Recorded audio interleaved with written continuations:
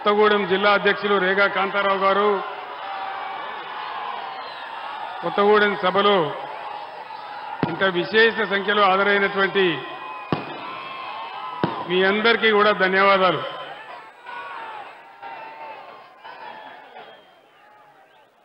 కొత్తగూడెం జిల్లా తెలంగాణ ఏర్పడ్డ తర్వాత రాష్ట్రాల విభజనలో భాగంగా మనం కొత్తగూడెం జిల్లాను ఏర్పాటు చేసుకున్నాం. ఈ జిల్లా మారుమూల ప్రాంతాలకు పరిపాలన చేరువ కావాలని, గిరిజన బిడ్డలందరికీ న్యాయం జరగాలని, పరిపాలన అందాలని మనం కొత్తగూడెం జిల్లా ఏర్పాటు చేసుకున్నాం. మీరు ప్లీజ్ కాసేపు ఆగానే, ప్లీజ్ స్టాప్. మాట్లాడుతున్నాం కదా, మాట్లాడితే అప్పుడు చేయ తమ్ముడు, ప్లీజ్ స్టాప్. మీరు కామ్గా ఉంటే వస్తుంది, అరిస్తే రాదు.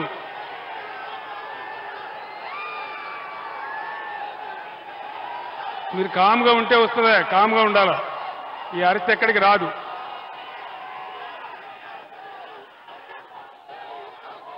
Please please please don't do that. కొత్తగూడెంలో మెడికల్ కాలేజీ పెట్టుకున్నాం, ఇంజనీరింగ్ కాలేజీ పెట్టుకున్నాం, పట్టణాన్ని కూడా బ్రహ్మాండంగా తీర్చిదిద్దుకున్నాం. మీ అందరికీ చరిత్ర తెలుసు. చాలా దూరంలో ఉండే చెర్ల, వాజేడు, దుమ్ముగూడెం మండలాలు ఖమ్మం పోవాలంటే చాలా ఇబ్బందిగా ఉండేది. కావాలనే మనం ఇక్కడ జిల్లా ఏర్పాటు చేసుకున్నాం. ఈరోజు ఈ రాష్ట్రాన్ని పరిపాలిస్తున్నటువంటి పార్టీ ముఖ్యమంత్రి రేవంత్ రెడ్డి చాలా క్లియర్గా చెప్తా ఉన్నాడు, కొత్తగూడెం జిల్లా తీసేస్తా అని చెప్తా ఉన్నాడు. కొత్తగూడెం జిల్లా ఉండానా తీసేయన్నా? కొత్తగూడెం జిల్లా ఉండానా తీసేయన్నా? వినబడతలేదు, గట్టిగా చెప్పాలి. కొత్తగూడెం జిల్లా ఉండానా? కొత్తగూడెం జిల్లా ఉండాలి. మీ అందరికీ లాభం జరగాలంటే ఖచ్చితంగా ఈ పార్లమెంట్ ఎలక్షన్లో నామా నాగేశ్వరరావు గారి వాళ్ళే అక్కడ కవిత గెలవాలి. ఈ కాంగ్రెస్ ప్రభుత్వాన్ని చురుకు పెట్టాలి.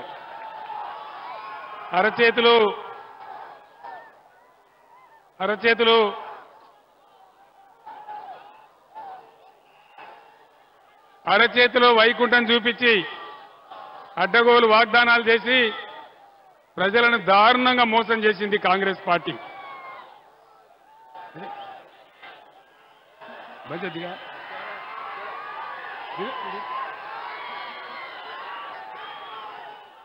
ప్రజలను ఘోరంగా మోసగించింది కాంగ్రెస్ పార్టీ.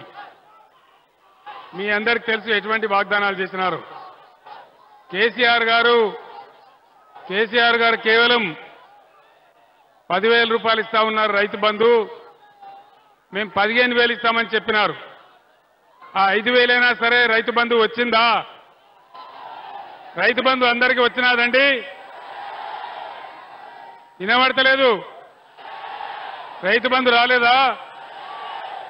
కళ్యాణ లక్ష్మి ఇస్తే కేసీఆర్ గారు 1,00,000 రూపాయలు ఇస్తా ఉన్నారు. మేము తులం బంగారం ఇస్తామన్నారు.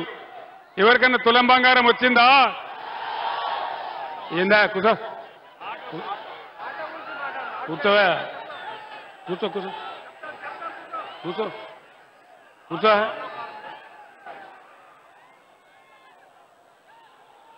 ఈరోజు మహిళలకు ప్రతి ఒక్కరికి కూడా 2,500 రూపాయలు ఇస్తామన్నారు. వచ్చిందా ఎవరికైనా? కేసీఆర్ కేవలం 1,00,000 రూపాయలే రుణమాఫీ చేశాడు. ముఖ్యమంత్రి చెప్పినాడు, మీరందరూ కలిసి వెంటనే పోండి, 2 లక్షల రుణం తెచ్చుకోండి. తెచ్చుకుంటే మీకు తప్పకుండా 2 లక్షల రుణమాఫీ చేస్తున్నారు. 2 లక్షల రుణమాఫీ అయ్యిందా? వినబడతలేదు. 2 లక్షల రుణమాఫీ అయ్యిందా అండి? మరి ఏమైంది కాంగ్రెస్ పాలనలో? మేము అధికారంలోకి రాగానే 6 గ్యారంటీలకు చట్టం చేసి చట్టబద్ధత కల్పించి మీ అందరికీ కూడా న్యాయం చేస్తామని చెప్పి ఆనాడు వాళ్ళు చెప్పినారు. ఇది కూడా పూజారటోడు తప్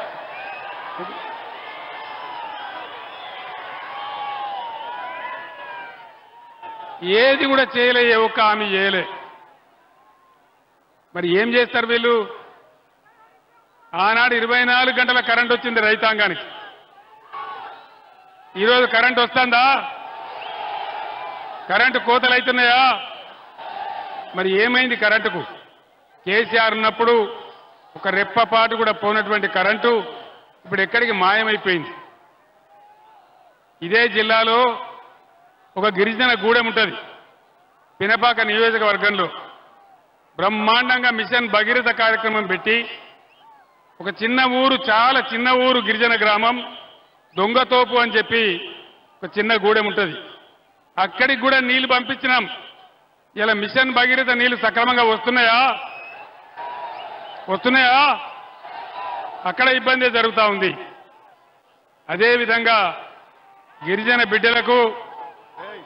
బిడ్డలకు 3 ఫేజ్ కరెంట్ ఇవ్వాలని, బ్రహ్మాండంగా అందరికి కూడా వ్యవసాయం జరగాలని, వాళ్ళ పంటలు పండాలని, వాళ్ళందరికీ కూడా కోట్లాది రూపాయలు ఖర్చు పెట్టి 3 ఫేజ్ కరెంట్ ఇప్పించినాం. ఇవాళ అక్కడ కూడా మోటార్లు కాలుతా ఉన్నాయి, పొలాలు ఎండిపోతా ఉన్నాయి, రైతులు బాధపడతా ఉన్నారు. ఈ విధంగా కొత్తగూడెం జిల్లాలో బీఆర్ఎస్ ప్రభుత్వంలో మొత్తం తెలంగాణ రాష్ట్రంలోనే అతి ఎక్కువ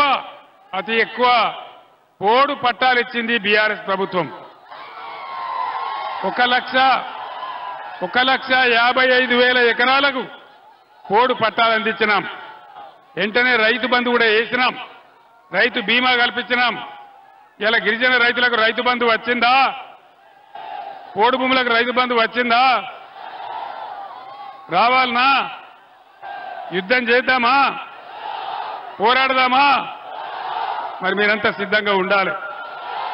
గిరిజనుల కోసం ప్రత్యేక గురుకులాలు పెట్టినాం, మైనార్టీల కోసం ప్రత్యేక గురుకులాలు పెట్టినాం, బీసీల కోసం, ఎస్టీల కోసం 1100 గురుకుల పాఠశాలలు పెట్టి వాళ్ళ బతుకులు బాగుపడాలని ప్రయత్నం చేసినాం. అక్కడ చదువుకున్న పిల్లలు బ్రహ్మాండంగా ఐఐటి, ఐఐఎం, ఎంబీబీఎస్, ఐఏఎస్ పరీక్షలకు కూడా పోతా ఉన్నారు. మంచి ఫలితాలు తెస్తా ఉన్నారు. ఈరోజు తెలంగాణ రాష్ట్రంలో నేను ముఖ్యమంత్రిగా ఉన్నప్పుడు ఓవర్సీస్ స్కాలర్షిప్ దళిత బిడ్డలకు, గిరిజన బిడ్డలకు, ముస్లిం మైనారిటీలకు అందరికీ కూడా 20 లక్షల స్కాలర్షిప్ ఇచ్చినాం. ఈరోజు 20 లక్షల స్కాలర్షిప్ ఇస్తున్నారా? ఓవర్సీస్ స్కాలర్షిప్ ఇస్తున్నారా? ఫీజు రియంబర్స్మెంట్ ఇస్తున్నారా? మరి ఏం చేస్తున్నారు? డబ్బులు ప్రభుత్వం ఏం చేస్తా ఉంది? దయచేసి మీరు ఆలోచన చేయాలి. గిరిజనుల కోసం చరిత్రలోనే ఎప్పుడు లేనటువంటి బంజారా హిల్స్లో బంజారాల కోసం బంజారా భవన్ కానీ, కుమ్రంభీం పేరు మీద ఆదివాసీ భవన్ కానీ కట్టినాం. ఎప్పుడైనా ఏ ప్రభుత్వం అయినా కట్టిందా? కోట్ల రూపాయలు పెట్టి గిరిజన బిడ్డల కోసం రాజధాని నడిబొడ్డున 75 సంవత్సరాల స్వాతంత్రంలో మొదటిసారిగా బ్రహ్మాండంగా మీకు గిరిజన భవనాలు కట్టించినాం. మీ అందరూ కూడా ఒక ఆలోచన చేయాలి. కరెంటు కాట కలిసింది.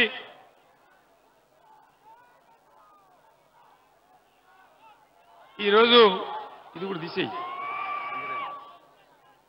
సింగరేణి బిడ్డలకు కూడా బీఆర్ఎస్ హయాంలో ఎటువంటి లాభాలు చేసినామో, ఏమేమి సాయం జరిగిందో మీ అందరికీ తెలుసు. తెలంగాణ స్పెషల్ ఇంక్రిమెంట్ ఇచ్చినాం, బోనస్ ఇచ్చినాం, చరిత్రలో ఎప్పుడు లేనంత పెంచినాం. ఇప్పుడు ఈ ప్రభుత్వం సింగరేణిని కూడా ముంచే కార్యక్రమంలో ఉంది. ఎందుకంటే మీ అందరికీ తెలుసు, ఈనాడున్న ముఖ్యమంత్రి చోటేబాయ్ నరేంద్ర మోడీ బడేబాయ్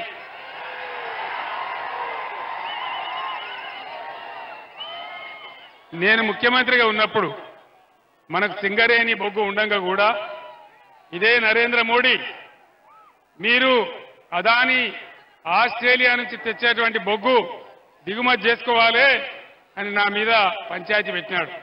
నేను ఆ రోజు చెప్పిన, మాకే సింగరేణి ఉంది, మాకే బొగ్గు ఉంది, నీ ఆస్ట్రేలియా బొగ్గు మాకెందుకని చెప్పి ఎట్టి పరిస్థితులలో 1 టన్ను కూడా కొనమని చెప్పి నేను చెప్పినాను. సింగరేణిని కాపాడడానికి ప్రయత్నం చేసినాం. మరి దయచేసి మీరు ఆలోచన చేయాలి. ఈరోజు ఏది కూడా జరగల. రైతు బంధు రాలే, కరెంటు రాలే, రుణమాఫీ కాలే, అన్ని హామీలు కూడా అరచేతిలో వైకుంఠం చూపించి గోల్మాల్ చేసి గద్దెకెక్కిన కాంగ్రెస్ ప్రభుత్వం ఘోరమైనటువంటి పనులు చేస్తూ ఉంది. జిల్లాలను కూడా తీసేస్తా అంటా ఉన్నారు. జిల్లాలు ఎందుకు పెట్టినాం? మనకు పనిలేక పెట్టినామా? ప్రజలకు పరిపాలన చేరువ కావాలని, అందరికీ అందుబాటులోకి రావాలని కొత్తగూడెం జిల్లా చేయడమే కాదు, బ్రహ్మాండమైన కలెక్టర్ కార్యాలయం కట్టుకున్నాం, అద్భుతమైన కలెక్టరేట్ కట్టుకున్నాం. ఇవన్నీ కూడా తీసేస్తామని మాట్లాడుతూ ఉన్నారు. నరేంద్ర మోడీ బీజేపీ ప్రభుత్వం 10 ఏళ్ల కింద దేశంలో గద్దెకెక్కితే ఒక్క హామీ అన్న నరేంద్ర మోడీ నెరవేర్చిండా? బేటీ పడావో బేటీ బచావో ఎక్కడన్నా కనబడ్డదా? అమృత్ కాల్ వచ్చిందా? అచ్చే దిన్ వచ్చిందా? ఇలా ప్రపంచంలో మన రూపాయి వాల్యూ ఎంత? 83 రూపాయలు. $1కు 83 రూపాయలు. నరేంద్ర మోడీ అంత దరిద్రమైనటువంటి పరిపాలన మళ్ళా చూడం మనం. అంత దుర్మార్గమైన పాలన, మతాలకు పంచాయతీ పెట్టి మనకు ఉద్వేగం రేపి ఓట్లు దొబ్బుకున్నాడే తప్ప ఏ ఒక్క మంచి పని కూడా జరగలే. అమృత్ కాల్ అన్నాడు, వచ్చిందా? ఏ ఒక్క మంచి పని అన్న జరిగిందా? ఇవన్నీ జరగకపోగా ఇవాళ ఏమంటున్నాడు నరేంద్ర మోడీ? నేను గోదావరి నదిని ఎత్తుకపోయి తమిళనాడుకు కర్ణాటక ఇస్తా అంటున్నాడు. తెలంగాణకున్న ఒకే ఒక్క ఆధారం గోదావరి నది. ఆ గోదావరి నది కూడా పోతే మన బతికేం కావాలి?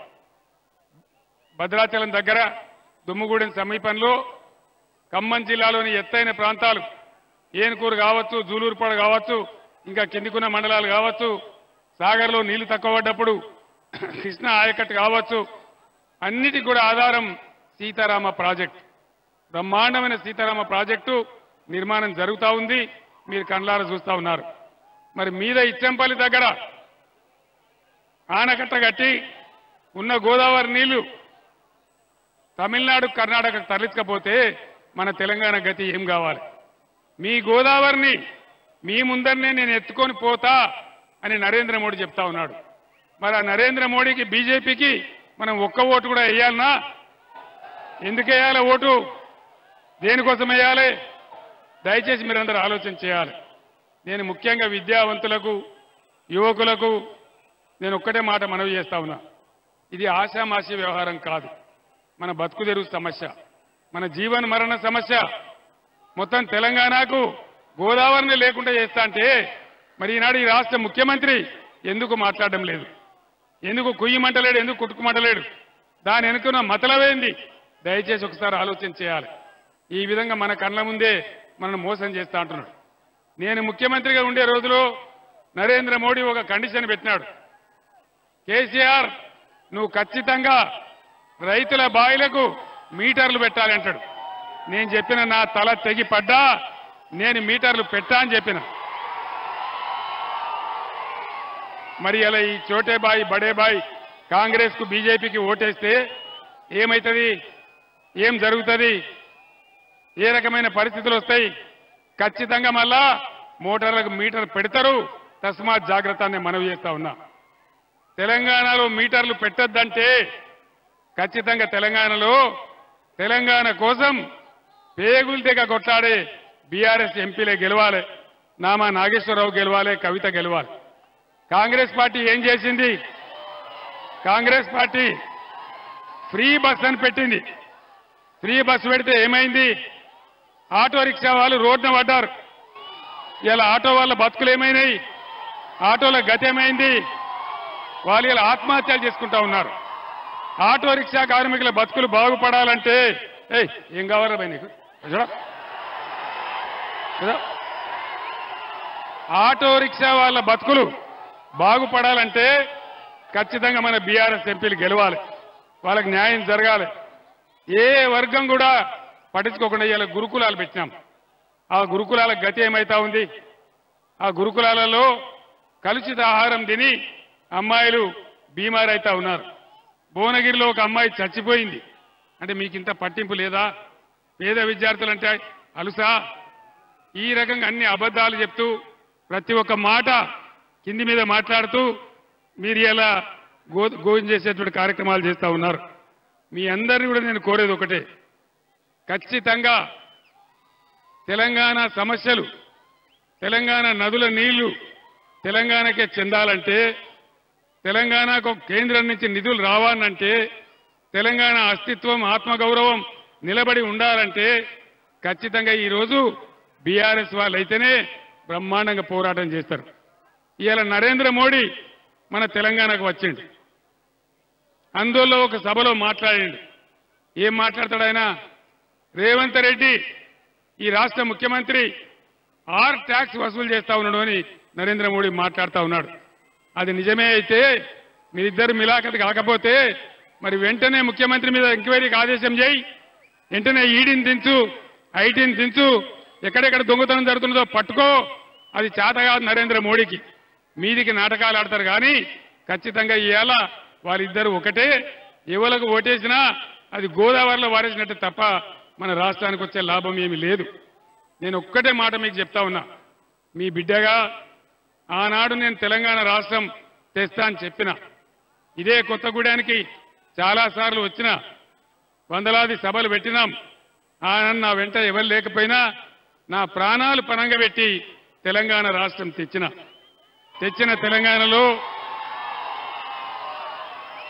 తెలంగాణలో కులం లేకుండా, మతం లేకుండా, ఏ వివక్ష లేకుండా అన్ని వర్గాల ప్రజలను పొట్టన పెట్టుకొని బ్రహ్మాండంగా తీసుకొని పోయినాం.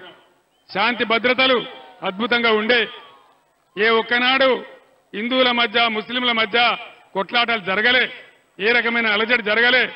కానీ ఈరోజు మాట్లాడితే హిందూ ముస్లిం అని మాట్లాడుకుంటూ ప్రజలలో విద్వేషం నింపుకుంటూ ఘోరమైన కార్యక్రమాలు చేస్తా ఉన్నారు. అందుకే నేను మిమ్మల్ని అందరినీ ప్రార్థించేది, దయచేసి ముఖ్యంగా యువకులు, విద్యావంతులు, మేధావులు నా మాటను మీరు చర్చ చేయండి. నేను చెప్పేది నిజమా కాదా, ఈ రాష్ట్రంలో ఏం జరుగుతా ఉంది, ఈ రాష్ట్రాన్ని ఎవరు కాపాడాలి ఒకసారి ఆలోచించాలని కోరుతా ఉన్నా. तेलंगाना रियासत में जितने भी हमारे मुसलमान बुजुर्ग हैं और मुसलमान भाई बहनों को मैं सलाम करता हूं. आपसे अदबन गुजारिश करता हूं, आज के दिन में कांग्रेस बीजेपी दोनों एक है. बीजेपी को हराने, बीआरएस को हराने के लिए वो दोनों मिलकर काम कर रहे हैं.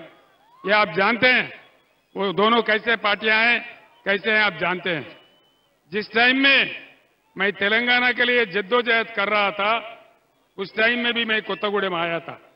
उन दिनों में कहा था अल्लाह के घर में देर है लेकिन अंधेर नहीं है, और अल्लाह का करम हुआ, तेलंगाना रियासत हासिल हुआ. इसमें सभी लोगों को, मुसलमानों को, क्रिश्चियनों को, हिंदुओं को, हमारे दलितों को, गिरिजनों को, सबको मैं एक साथ लेके चला. सबके साथ मैंने इंसाफ किया. ये आप जानते हैं आज इस देश में क्या हो रहा है. इस देश को हर हालत में बचाना है, हर हालत में. ये किसी का देश नहीं है. देश में कितने लोग रहते हैं, सारे लोगों का ये हिंदुस्तान है, हम इसको जानते हैं. इसीलिए आपसे गुजारिश करता हूं, आप लोग बीआरएस कायदीन को जिताइए, वोट दीजिए. आपके ताउन से तेलंगाना रियासत को, मैं आपको कसम खा के कहता हूं, मैं जब तक केसीआर जिंदा है तब तक तेलंगाना रियासत एक सेक्युलर रियासत ही रहेगा, अमन रियासत रहेगा, सबको साथ लेके चलेगा. एक बात मैं आपसे कहना चाहूंगा, एक बात, मैं हर रमजान में आप लोगों के लिए तोहफा भेज रहा था, इफ्तार का इंतजाम किया था. क्या रमजान का तोहफा आया? क्यों नहीं आया? क्या क्या इनका कमाल है, समझ जाइए, देख लीजिए. इसीलिए मैं फिर एक बार गुजारिश करता हूं कि आप लोगों का वोट बीआरएस पार्टी को देके दोनों कैंडिडेट को जिताइए.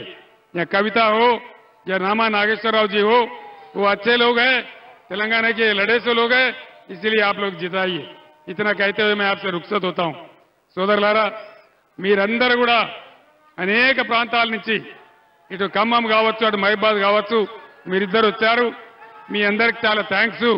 చాలా ఆవేశపూరితమైన స్వాగతం నాకు తెలియజేశారు. ఖచ్చితంగా ఈ చారిత్రక సందర్భంలో బీఆర్ఎస్ ఎంపీలు గెలిస్తేనే తెలంగాణ నదుల నీళ్లు తెలంగాణకు దక్కుతాయి, సెంట్రల్ నుంచి రావాల్సిన నిధులు తెలంగాణకు వస్తాయి. కాబట్టి దయచేసి ఈ ఎన్నికల్లో ఖచ్చితంగా ఇద్దరు కూడా బీఆర్ఎస్ అభ్యర్థులను మహబూబాబాద్ నుంచి కవిత గారిని, ఖమ్మం నుంచి నామా గారిని గెలిపించాలని చెప్పి నేను కోరుతా ఉన్నా.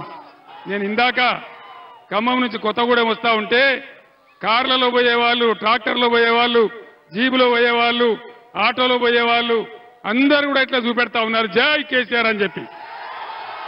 కాబట్టి మీ అందరికీ నేను ప్రార్థిస్తా ఉన్నా, అయిపోయింది కాంగ్రెస్ కథ అయిపోయింది, బీజేపీ కథ కూడా అయిపోయింది.